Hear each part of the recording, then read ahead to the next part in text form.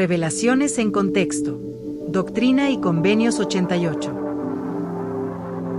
Promesa. En el Nuevo Testamento, Jesús prometió a sus apóstoles la ayuda de los cielos a medida que salieran a predicar el Evangelio a toda criatura. Les mandó que se quedaran en la ciudad de Jerusalén hasta que fueran investidos con poder de lo alto. De manera similar, el Señor había prometido a los santos en 1831, que después de congregarse en Ohio, ellos serían investidos con poder de lo alto, y entonces, enviados a extender el mensaje del Evangelio. Años más tarde, esta investidura se llegó a entender como una serie de ceremonias específicas, que se llevaron a cabo en el templo de Nauvoo y en templos posteriores, pero en la década de 1830, se entendía como una manifestación espiritual similar a la que tuvo lugar el día de Pentecostés, una investidura espiritual o el otorgamiento de milagroso poder sobre aquellos que fueran a predicar el Evangelio. En una revelación recibida a finales de diciembre de 1832 y principios de enero de 1833, actualmente Doctrina y Convenios 88, el Señor profundizó en lo que los élderes deberían hacer para estar preparados en todas las cosas, cuando de nuevo se les envía a dar testimonio y a advertir a los pueblos de la tierra. La revelación mandaba a los miembros de la iglesia que se organizaran, y se enseñaran el uno al otro, y edificaran una casa de Dios. Haciéndose eco del mandamiento de Jesús en el Nuevo Testamento, la revelación decía a los élderes que permaneciesen en Kirtland, donde habían de ser instruidos y fortalecidos en la escuela, para que fueran perfeccionados en su ministerio de ir entre los gentiles por última vez. Escuela de los Profetas. Actuando de conformidad con la revelación, los santos comenzaron a trabajar para establecer la escuela de los profetas en Kirtland. El concepto de una escuela de profetas no era exclusivo de los santos de los últimos días. En los siglos XVII y XVIII, Harvard y Yale eran seminarios para la formación del clero, y en ocasiones, se hacía referencia a ambos como escuelas de profetas. Posteriormente, los movimientos reformistas relacionados con el Segundo Gran Despertar establecieron escuelas pastorales privadas bajo el mismo nombre. Los primeros santos de los últimos días no tenían ni los recursos ni la formación académica que tenía la mayoría de los fundadores de escuelas, pero siguieron adelante con fe.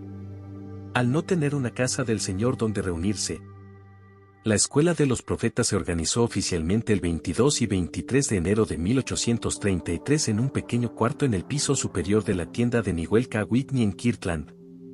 Aunque tanto hombres como mujeres asistieron a la reunión del día 22 de enero, la escuela en sí estaba reservada para los hombres ordenados al sacerdocio.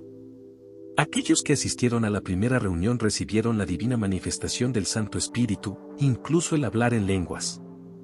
A diferencia de una escuela convencional, con semestres y horarios fijos y un espacio concreto, la escuela de los profetas era intermitente y cambiaba de lugar. En comunidades agrícolas como Kirtland, los meses de invierno ofrecían más tiempo para actividades como la enseñanza. La primera sesión duró unos 3 meses, y concluyó en el mes de abril.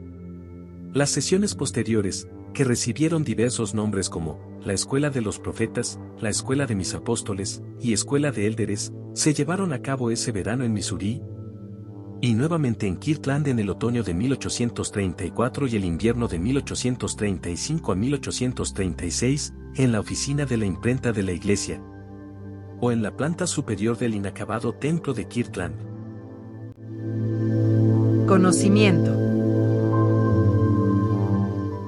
En la revelación de diciembre de 1832 se habían dado instrucciones concretas para el curso de estudio de la escuela, que había de incluir tanto temas religiosos como seculares.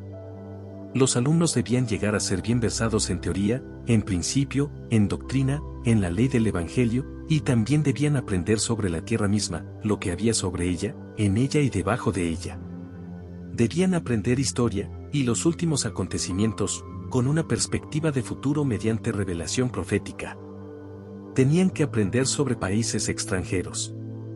Los que instruían en la escuela de los profetas, debían ser tanto un maestro oficialmente designado, como por los mismos participantes, aprendiendo los unos de los otros, teniendo cada uno un turno de palabra para que todos fueran edificados.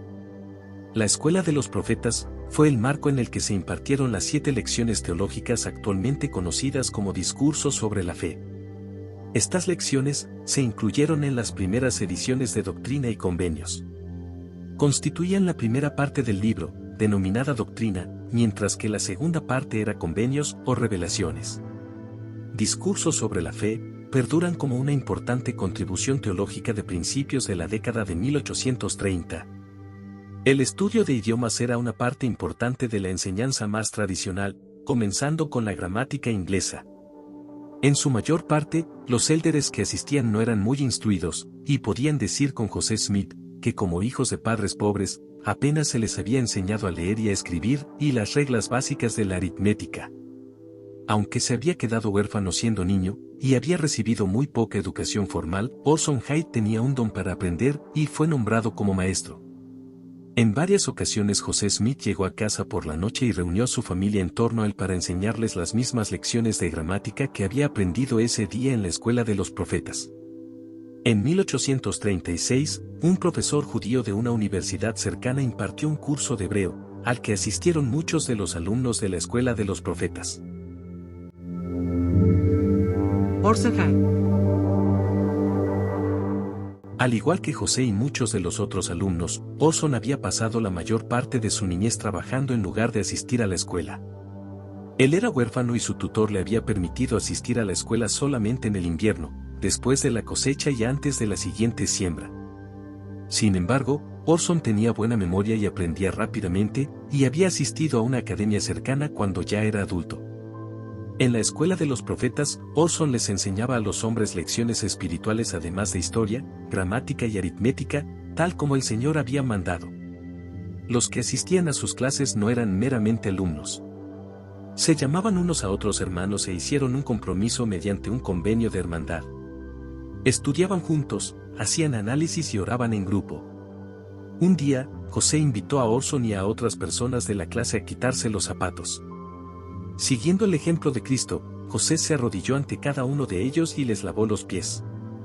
Cuando terminó, dijo, como yo hice, así haced vosotros. Les pidió que se prestaran servicio unos a otros y se mantuvieran limpios de los pecados del mundo. Encuentra más recursos de contexto histórico en la sección Historia de la Iglesia, en la app o en la página de la Iglesia de Jesucristo de los Santos de los Últimos Días.